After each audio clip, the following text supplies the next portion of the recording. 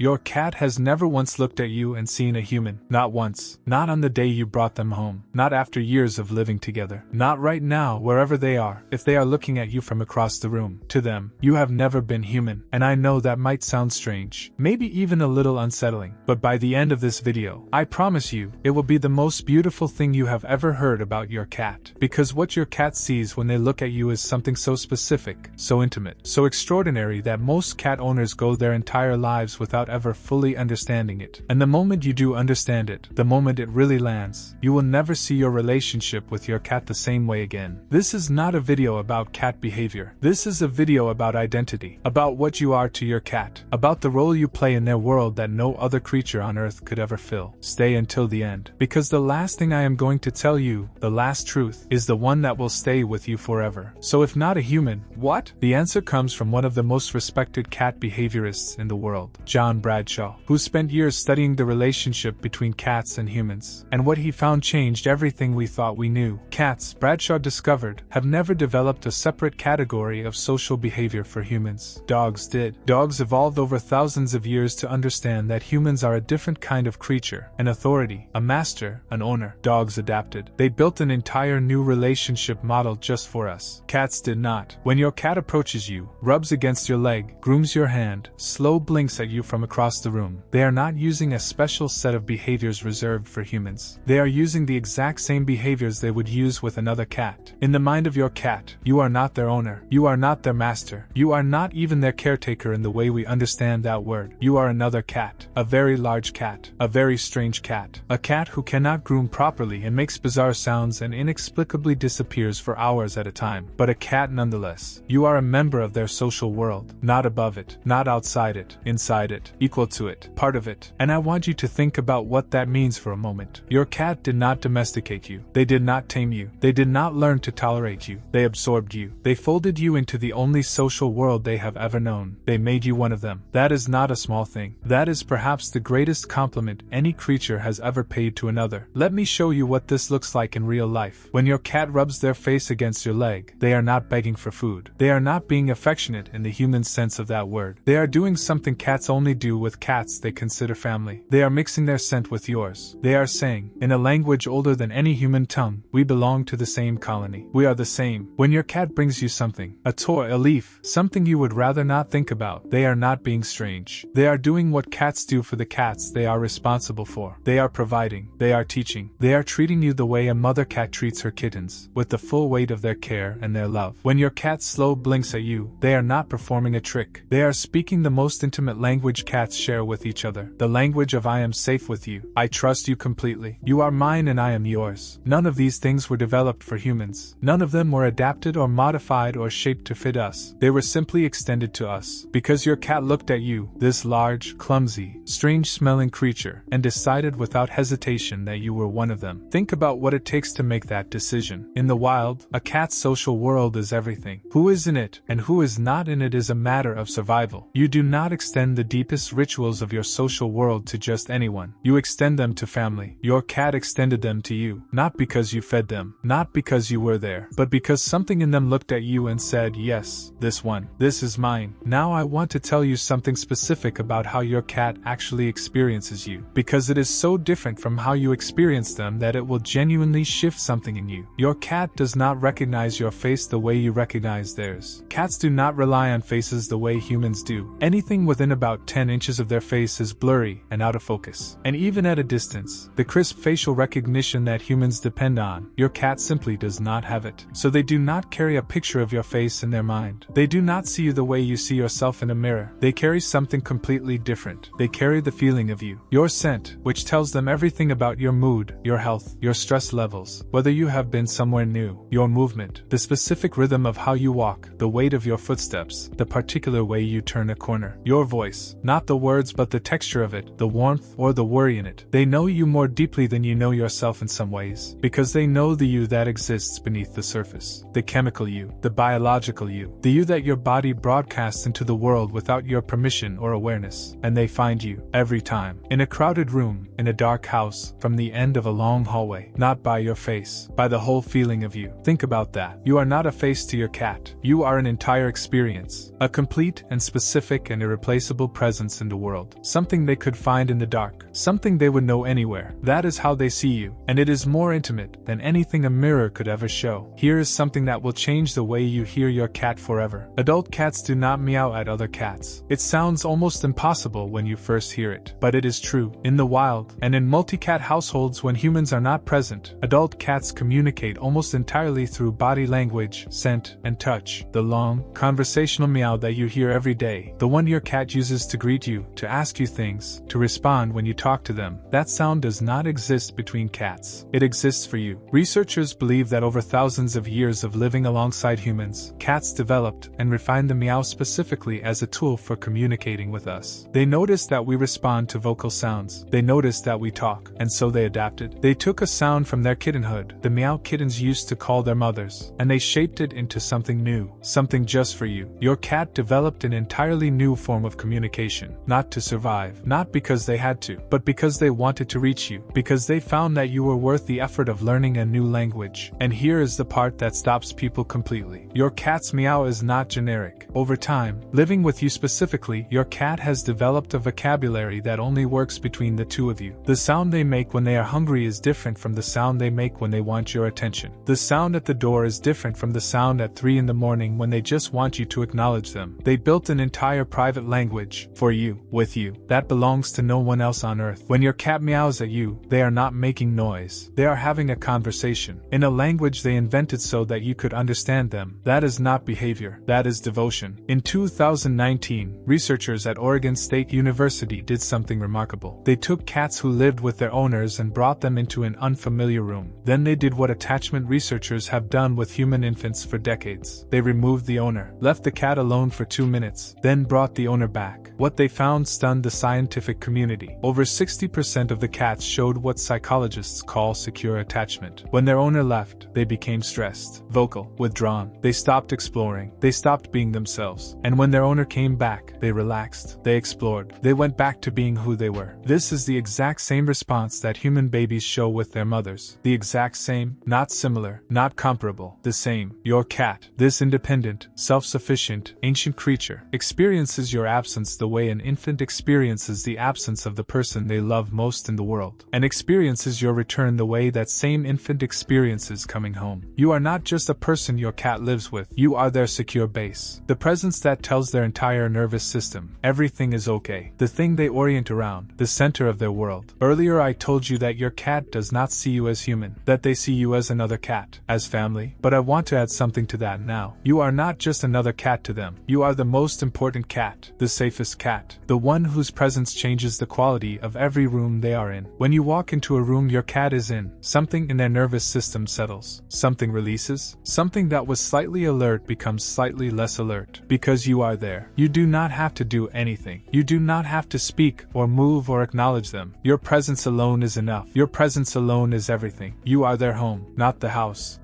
I want to tell you one last thing, the thing I promised at the beginning. Your cat has never once looked at you and seen a human. But do you know what they have never done either? They have never looked at you and wished you were something else. They have never wished you were smaller or faster or more graceful. They have never been embarrassed by how loud you are or how bad you are at hunting or how completely you fail to understand what their tail is doing. They have never wished you were a different person. They looked at you, exactly as you are, and decided that you were worth everything. Worth learning a new language for. Worth changing their biology for. Worth giving up the wild for. Worth pressing close to in the dark for. They did not fall in love with a version of you. They did not love you conditionally or provisionally or with asterisks. They looked at all of you, the sleepy you, the stressed you, the distracted you, the you who sometimes forgets to play with them for days, and they thought, yes, this one. This is my person. You are loved by something that never had to love you. Something that chose you freely, completely, and without reservation. And they have been showing you that love every day, in a language you are only just beginning to understand. The rub against your leg, the slow blink from across the room, the meow that belongs to no one else, the warmth pressed against you while you sleep, the greeting at the door that says, you were gone and now you are back and that matters to me more than I know how to say. They have been saying I love you this whole time, in every language they have. Now go find your cat, look at them, and this time, really see what is looking back at you. Not a pet, not an animal, not a creature you own. Family, one of yours, and you, one of theirs. That is what you are to your cat, and it always has been. Subscribe to FELINGO. We will be here every week, decoding the language of cats, so you never have to wonder again what they are trying to tell you. I will see you in the next one.